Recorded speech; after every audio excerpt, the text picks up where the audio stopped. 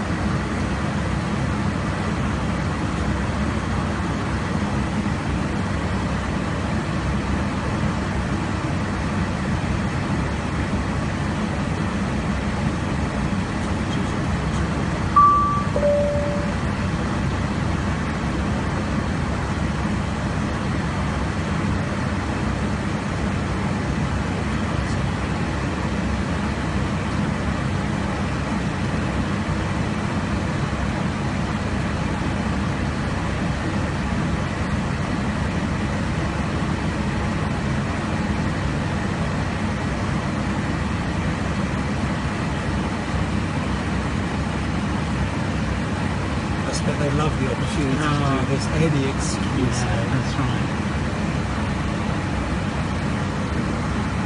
I wonder if he'll do a spectacular peel. Oh, there's the other guy.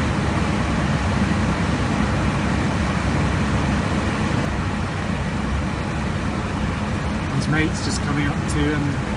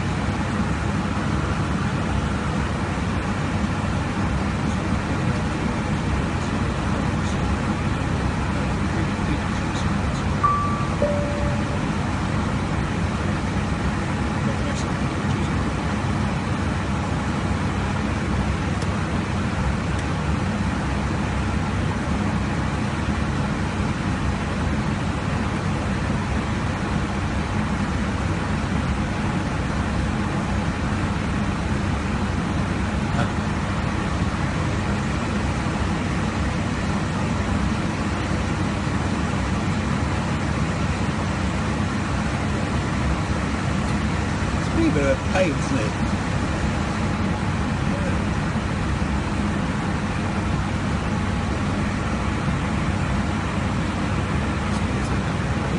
yeah.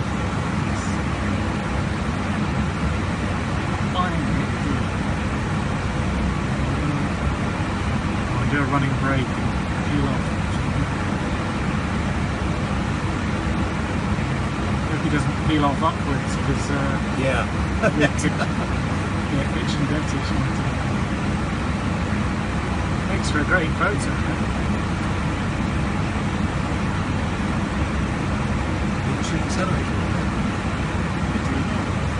Yeah, if I give you control, I shall concentrate on the footage. Yeah.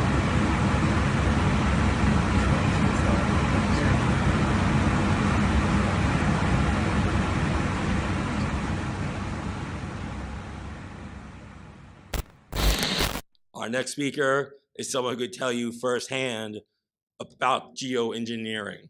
Her name is Kristen Megan, and it's taken her a lot of guts to come here and speak what she has to say, so give her a big hand. This presentation has been brought to you by Gigi Bowman for State Senate and Oath Keepers. All right, first off, I just want to, I know everyone else has said it, but I really appreciate everybody that has come out here today. It's not just showing up and supporting an event, it's actually listening to those of us who are here to share a message. So as it was presented to you, I'm here to speak to you about geoengineering. First thing I want to ask you is, who doesn't believe it exists? Anybody here on the fence? Okay. Well, hopefully when you leave here today, you don't just believe it. You share the information that I'm going to share with you, and you get more people on board to stop this unethical crime. I want to show you a video clip because the first thing people ask me about geoengineering is, who are these people? Who are the people that are, kind of pushing the button to get this thing going? One of them, his name is David Keith. And David Keith has been low in the radar for a while. But he has written a book about climate engineering that has basically done more for the truth movement of this than anything. Because he is the frontline person that is the #1 advocate for geoengineering. And I want to show you a clip. It's about 6 minutes, so just bear with me. You ever look at those planes up there? They have contrails on them. Maybe all those planes are the contrails. Maybe they're actually spraying chemicals into the atmosphere right now, and Uncle Sam isn't telling us. Seems extremely unlikely. That the United States is not telling something to its citizens, that seems extremely likely to me. Read the newspaper. And of course, there are a lot of problems with what they're proposing. It turns out plants need sunlight. Yes.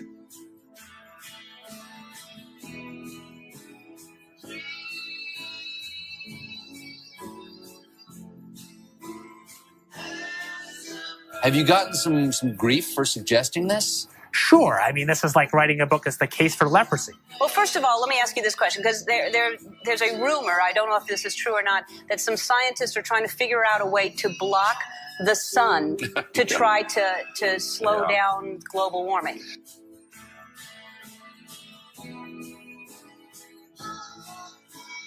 Could an individual start this? In practice, only a country. A big country. What about a man in like a hollowed out volcano with henchmen who occasionally shakes his fist at the sky and says, "They said I was a fool at Harvard. Who's the fool now?" It's All Things Considered from NPR West. I'm Arun Roth. If scientists get the calculations wrong, it could be catastrophic for life on Earth. Or what if the technology got into the wrong hands? Couldn't someone shoot poison into the atmosphere? So people are terrified about talking about this because they're scared that it will prevent us cutting emissions. Right, and also that it's sulfuric acid. You're bearing the lead. Is there any possible way this could come back to bite us in the ass? You put another kind of pollution, sulfur dioxide, up to orbit, cover the atmosphere. The sky won't be really blue in the way it is now anymore. Blanketing the earth in sulfuric acid, because I'm all for it. This is the all-chocolate dinner. I still get to have my CO2, and I just need to spray sulfuric acid. Right. All over the earth. Right.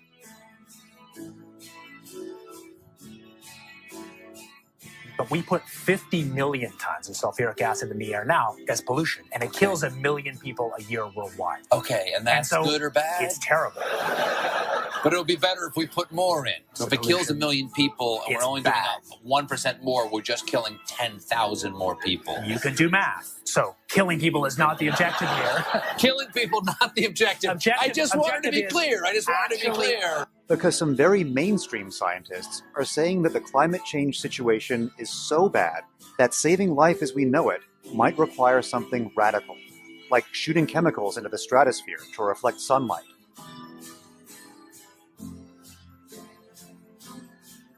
This is the kind of stuff I wake up sweating about. Exactly. Well, it's your goddamn idea. No, it actually turns out to be an old idea. This was known since President Johnson, and the scientific community mostly decided not to talk about it. What happens to the sulfuric acid after it's sprayed? Does it just stay up there? No, it rains down. Okay. But as I said, it rains down. Okay. It's a tiny addition. Okay. And you'd put, say, 20,000 tons of sulfuric acid into the stratosphere every year, and each year you have to put a little more, and this doesn't, in the long run, mean that you can forget about cutting emissions. We will need to rein in emissions. We'll get to it eventually, yeah. But it does. In the meantime, we're shrouding the earth in sulfuric acid. So it is that you could actually spray sulfuric acid in the stratosphere 20 kilometers over our head, and use that to stop the planet warming up in a kind of ugly tech fix. You could spray something into the atmosphere to change. Spray pollution into the atmosphere to stop it warming. So in the end, pollution saved them all. We owe pollution. We owe acid rain an apology, is what you're saying. A totally imperfect technical fix. Okay. It would have risks. It wouldn't get us out of the long-run need to stop polluting, but it might actually save people and be useful. Sky won't be really blue in the way it is now anymore. The chemtrails are being used in conjunction with HAARP.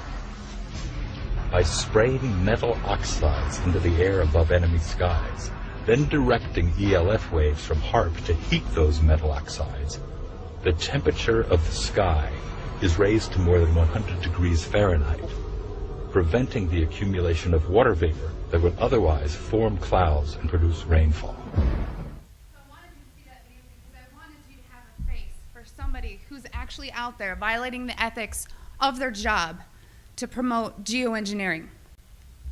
I'm going to talk about geoengineering, but I want to share a story with you. Every time I'm asked to speak, I public speak for a living. I'll go into that, but I don't get nervous to speak to you. What I get nervous about is not getting emotional telling you my story. Because in 2002, shortly after 9/11, like a lot of military veterans, I raised my right hand and I took an oath to the Constitution to hopefully do something meaningful with my life. 19 years old, unsure what I wanted to do.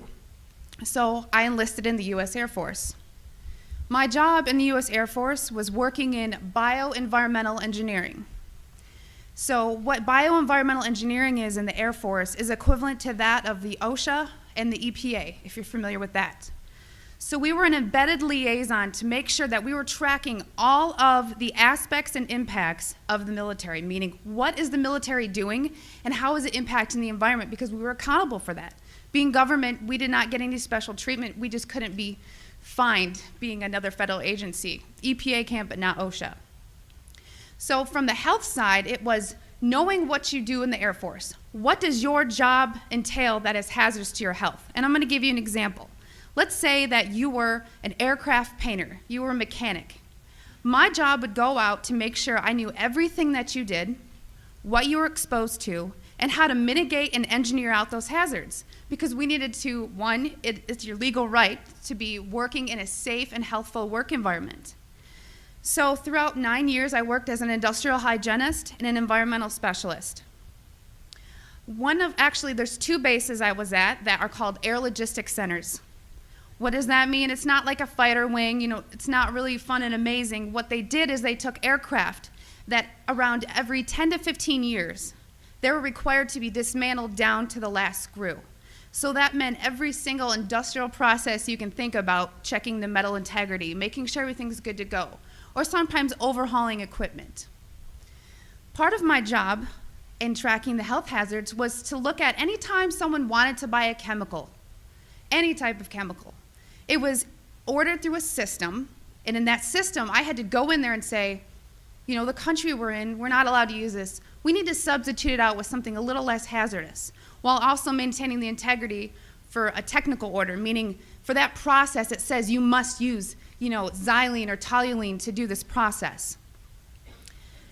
Well, I have to kind of fast forward. I want to say around 2006, I started kind of opening my eyes to how the military wasn't really what I thought it was. And people approached me knowing what I did for a living and said, have you ever heard of chemtrails? Well, I hadn't. And that sparked my interest. So I went online and I looked at chemtrails. I saw a lot of, debunking, a lot of sites that were just kind of calling it a conspiracy theory. And I thought, well, geez, this is what I do for a living. Preventive health, making sure that people are not getting sick, especially in the workplace, and by things that we're doing that can affect, human health and the environment. To summarize it, in an attempt to debunk this conspiracy theory as I thought it was, I didn't debunk it. It literally changed my life. Like I said, this is hard for me because it's not easy standing here and telling my story. One day I was going through that computer system, which if you want to look it up, it's called an Air Force Form 3952. It is the approval of hazardous materials. I was finding tons and tons of large quantities of aluminum, barium, strontium in the forms of oxides and sulfates. And of course I knew that there's industrial processes you may not have heard of, but it's bead blasting, pneumatic sanding, shot peening. There is certain medias that's similar to that is used. However, I had already accounted for that. I would sit and look at this computer system and say, this shop wants to order this paint. I'm going to tie it to a task. We had to know what was being used, why it was being used, tracking it cradle to grave on how we were going to dispose of it to be compliant with OSHA and the EPA. One of the legal requirements in approving these is looking at what used to be called the material safety data sheet. On that sheet, it's going to list the manufacturer. It's going to list some maybe acquired personal protective equipment that needs to be used or some ways to mitigate the exposures. These electronic MSDSs did not have a manufacturer name. They were very vague. They almost looked to me like somebody had made it and scanned it into the system. So I asked the question, what is this being used for? I never got an answer, so I didn't approve it. And it sat there. And then the heat came down. Why aren't you? Are you behind on your 3952s? Only a select few of us did that.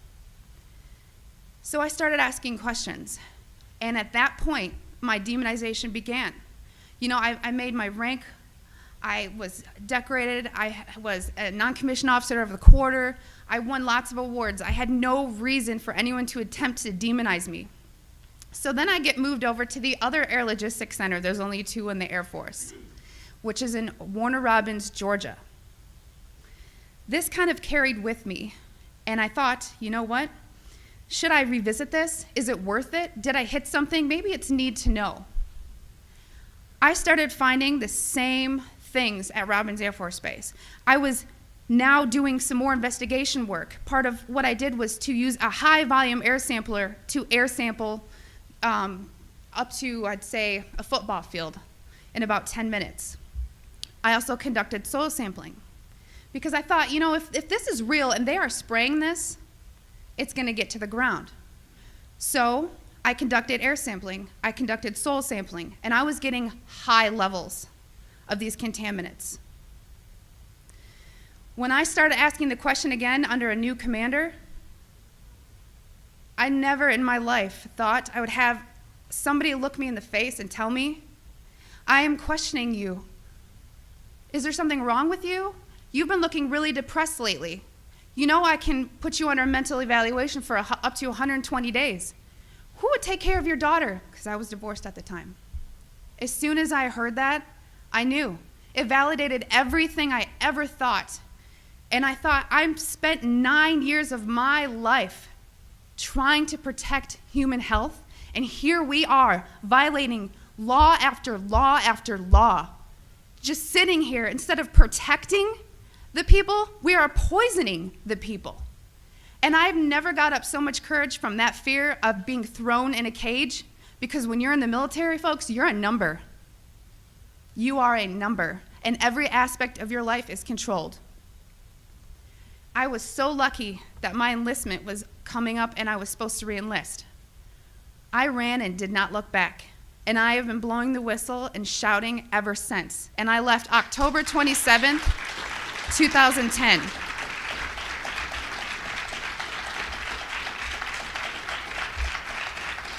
Thank you. It didn't just end there, though. You got to remember, there's a whole career field of people that work in bioenvironmental engineering. A lot of those people were told, do not talk to me. Do not talk to her. Do not email her. They were given no contact orders. Because my biggest thing was, if I'm just so, dishonest, don't you think somebody would come out and say, she was never in the military, or something negative to discredit me? They've ignored me, but they've tried to silence me. Every time I fly, I am pulled into a secret room. I literally am tagged in the system for the TSA. It is difficult. As an industrial hygienist, I do very well for myself, but it has been so difficult after leaving the federal government to maintain employment. Nowadays, everyone runs background checks on you, and the first thing they look at is, wow, here's a whistleblower.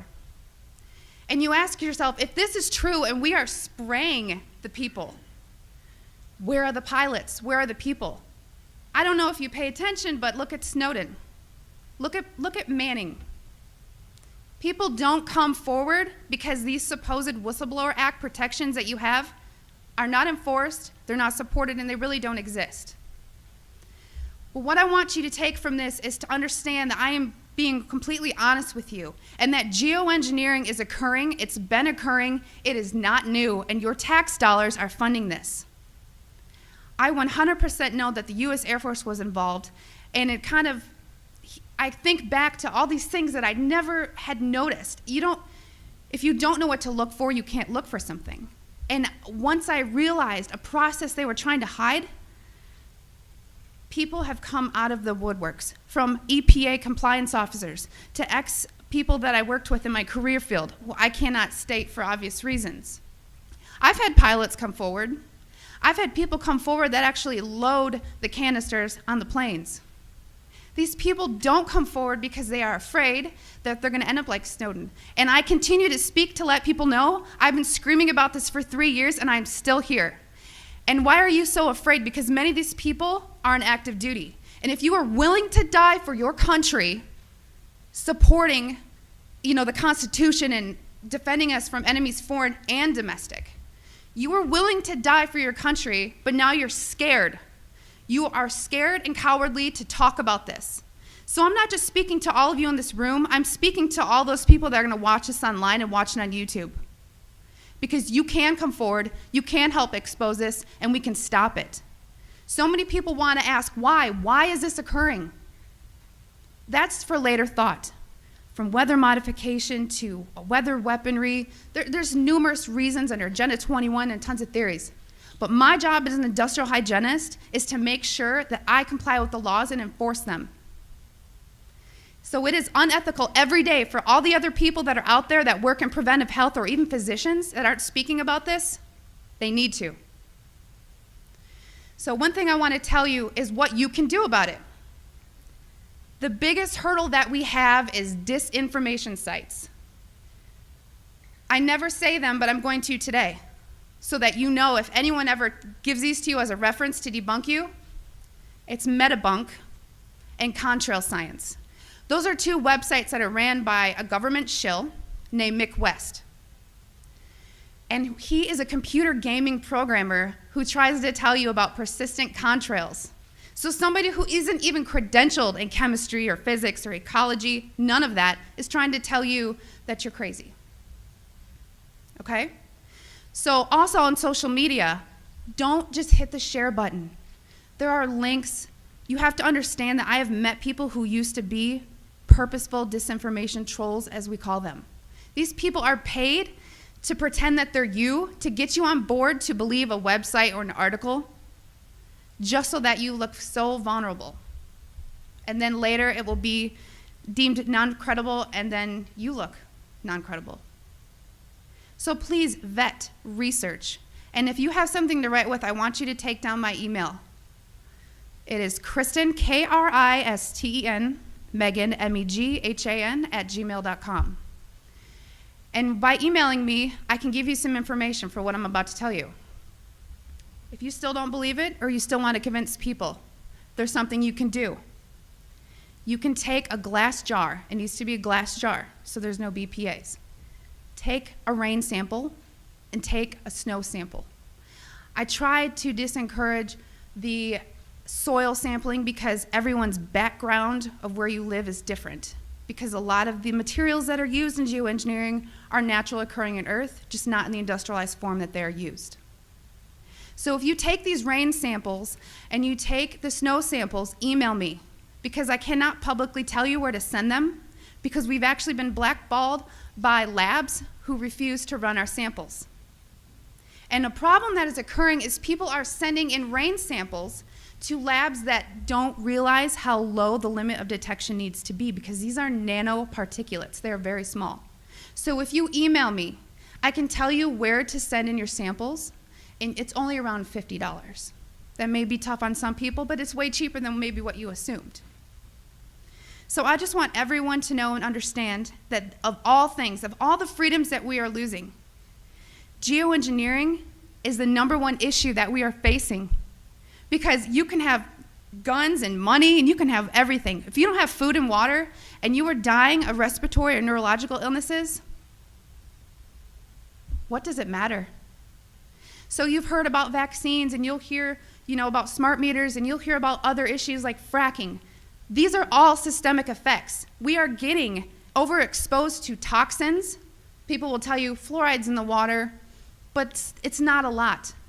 It is a lot because you're getting it everywhere in your food, water that you drink. Everything is washed with that water. And you're getting your vaccines. All this, it's a coupled systemic effect, and our bodies cannot metabolize these toxins. So I just want to thank you for taking the time to listen to my story. And I will continue to shout from the rooftops. I don't care how many jobs I lose. I don't care how many friends or family I lose. Because I took an oath. And in 9 years, I was not able to honor that oath. But I am today.